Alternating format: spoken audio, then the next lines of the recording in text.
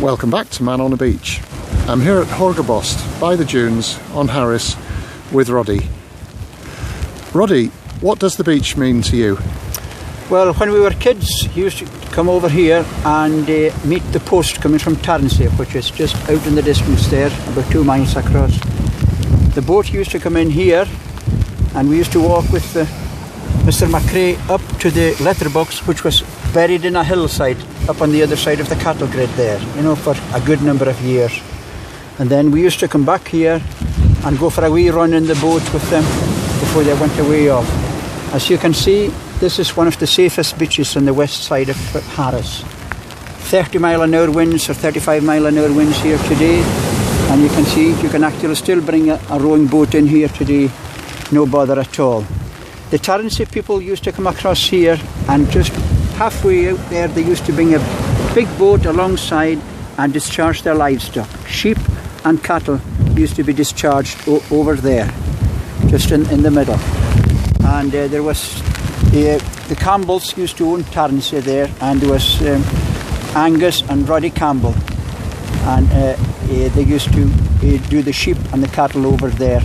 And that was before the days of landing craft or anything like that, and all they had was just a big open boat, and they used to bring the stuff in here, and the sheep were more or less just put over the side and they swam ashore, you know. They did the same with the cattle. Yes. You were saying about how people are able to come in now on larger boats through the work of the West Harris Trust with the pontoon. That's right.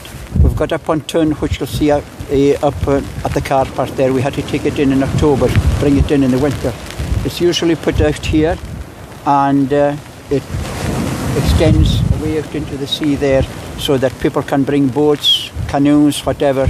Anybody visiting Tarnsey or wherever, they can come in dry shod onto land here, you know, instead of having to come in the breakers there. So that's one of the things that we've developed here.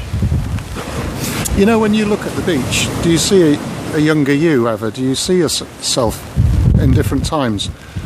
Well, the thing that I noticed with the beach, I left here in 1960 and I went away to Glasgow, and I was there for 45 years. And since I've come home, I'll just show you, if you just swing over there. This load of marram grass that's here has formed over the last 40 years, or 45 years. And that sand has come from Horgabost Beach across there, which is now eroding away. There's a quarter of a mile of that beach there disappeared, and it's been swung, which I reckon anyway, it's come over here and built all this up, because this was all completely flat when I was 15 years of age. And when we used to run across there, and the trucks used to come here before the sand pit was opened here. The trucks used to come down here and fill up with shell sand for all the building work. And then this sand pit was built up on the top, was opened up on the top there. You can just see that on the hillside, can't you, towards the top? You can see it on the hillside there. And it was much bigger than that, but the part of it right across there, the part of it that was used has now been covered over with the dark earth and landscape, and grass has been planted there. So it's a very important place to you, this, isn't it? It's very important, yes. And if you can see in the distance there, that's one of the moorings there, and I think it's for Borv Lodge, which is just along the coast here.